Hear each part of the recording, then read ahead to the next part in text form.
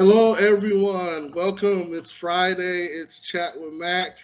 We're doing a special edition, if you will, of Chat with Mac. Hey, Nadeem, how's it going, sir? Hey, going pretty good. So folks, as a disclaimer, I asked Mac, we don't have to do this video, and Mac was like, nah, I'd rather do it.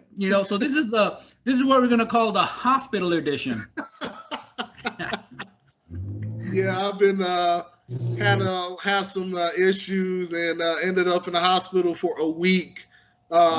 Tomorrow, hopefully, being the last day, but I'm on a mend. But check your gallbladders, or just check your overall health, people, because you just never know when it goes wrong. And it went wrong. It went wrong in a pretty bad way. But I'm on the mend. I'm on the mend. Yeah. Well, now that's good news. Yeah, all week I've been like, man, it was kind of sudden, Yeah, it just came out of nowhere. It legitimately came out of nowhere and got progressively worse as the day went on, as the days went on. So, but we're on the tail end. I'm on the tail end of it. Doctors gave me a great report, so that's good. That's a blessing in itself. So I guess since you are in the hospital, should we talk about viruses? That's a good point. It's a very good point, actually. So I know that one of the customers had a question about how to virus protect Windows machines, especially with Windows Defender ATP. So I wanted to talk a little bit more about that. I don't think people know enough about or even use Windows Defender in the capacity that it can be used. So talk a little bit about that. Yeah, so the first thing is most infections happen because of something the user does. Yeah. And we know that as a fact because if a machine was, if a user was not working on a machine, it was a pristine machine, it'll be pristine at the end of a month or a year. It'll still be the same as it is. The reason things happen is because a user is using it. So of course, user education is very important. However, now to prove this, that it is a user-related issue, I actually, back in Windows 7 days, towards the tail end of Windows 7, when Windows 8 just came out, I did a test in the lab where I ran a machine and I used it as my daily workup with no antivirus, anti-malware protection. And at the end of that week, my machine was still clean. Wow. It was not infected. Wow. So I wanted to see if Windows can be used without any protection and not get infected. And here's why I wanted to try that, because when you have virus protection on a machine, that virus protection is taking up resources that can be applied to doing actual work. Yeah. So that virus protection is not actual work, but yet the CPU is doing some processing cycles to process files that you access for that. So it's a waste on resources, really.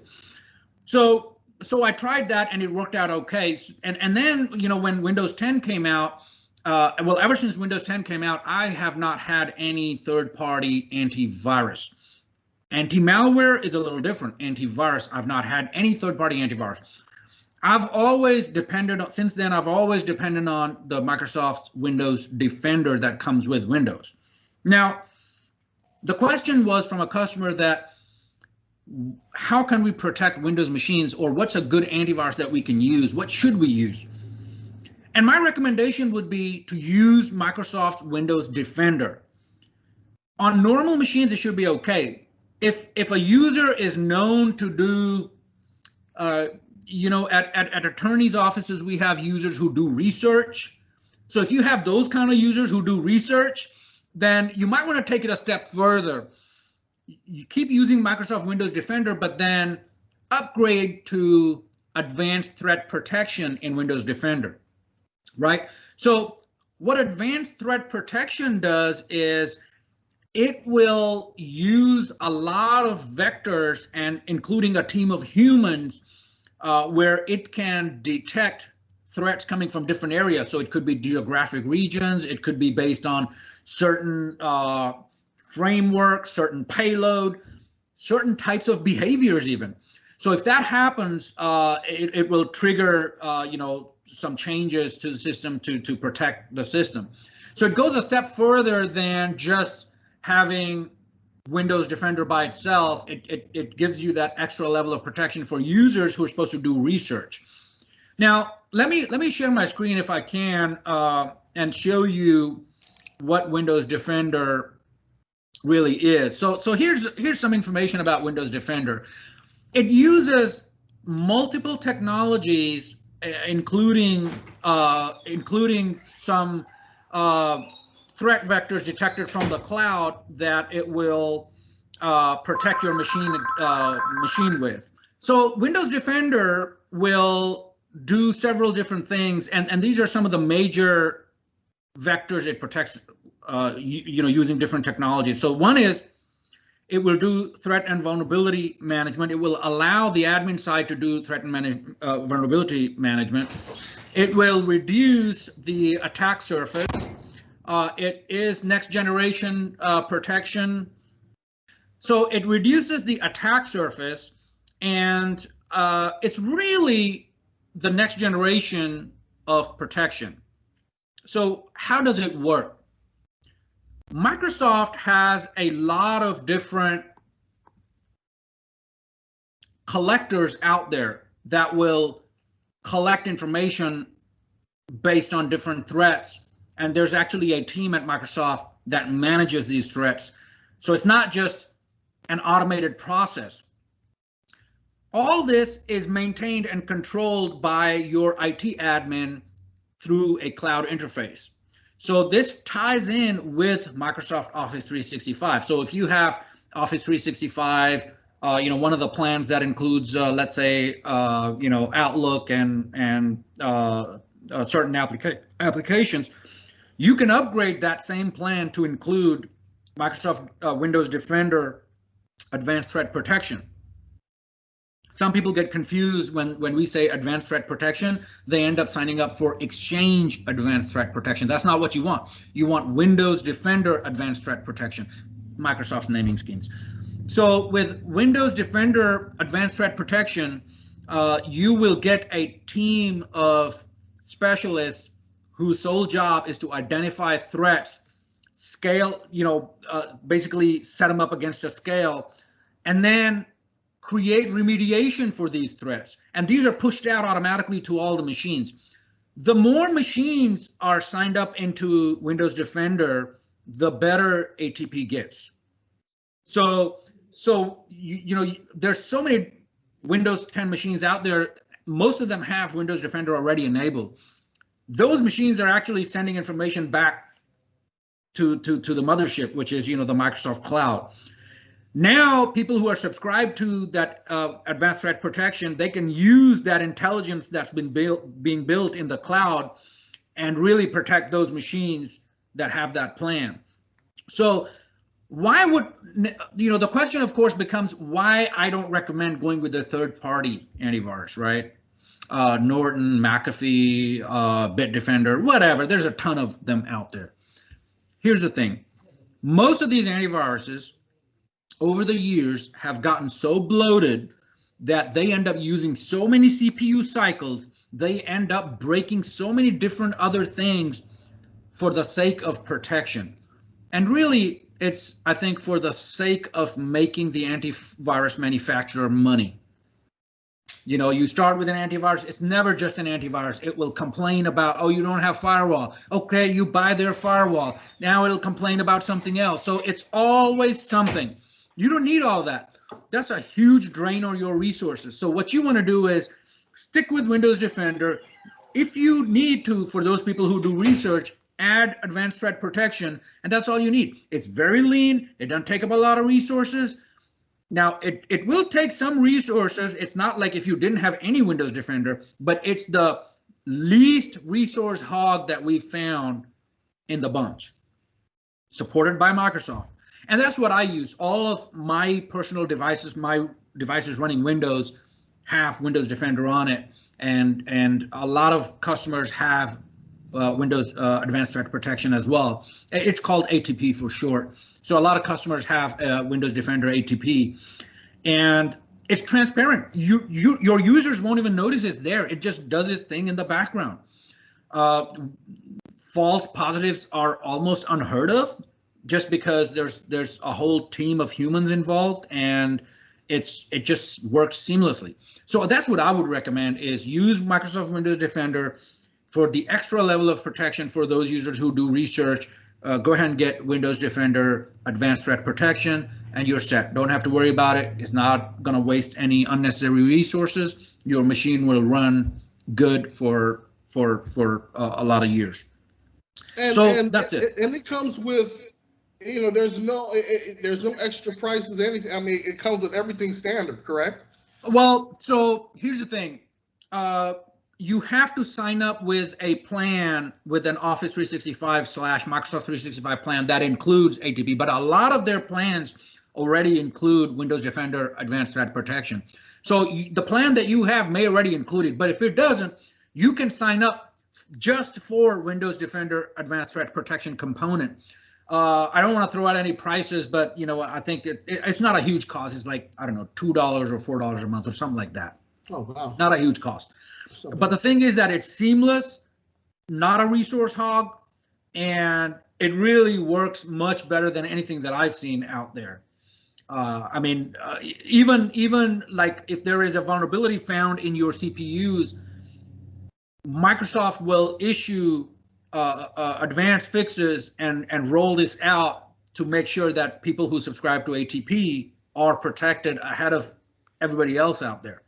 So, releasing a patch for regular users may take a while, but ATP people will get what they call a QFE. So the ATP people will get a quick fix engineering patch for certain vulnerabilities that are found, like, if there's a vulnerability in a certain chipset or CPU or BIOS or whatever you can think of. So that's the thing, that's why I recommend ATP. And I love the fact that it's not going to drain resources that can be spent on doing actual work and not just maintenance. It's like you buy an engine to take you from point A to point B, and half of the power of that engine is being spent just for self-maintenance. That's just energy wasted. That's true. Right? That's true. Yeah.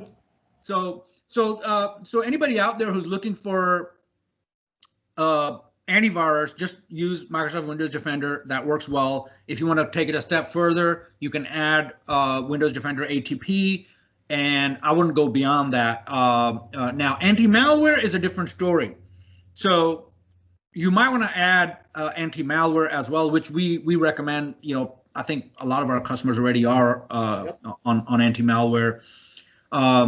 Any kind of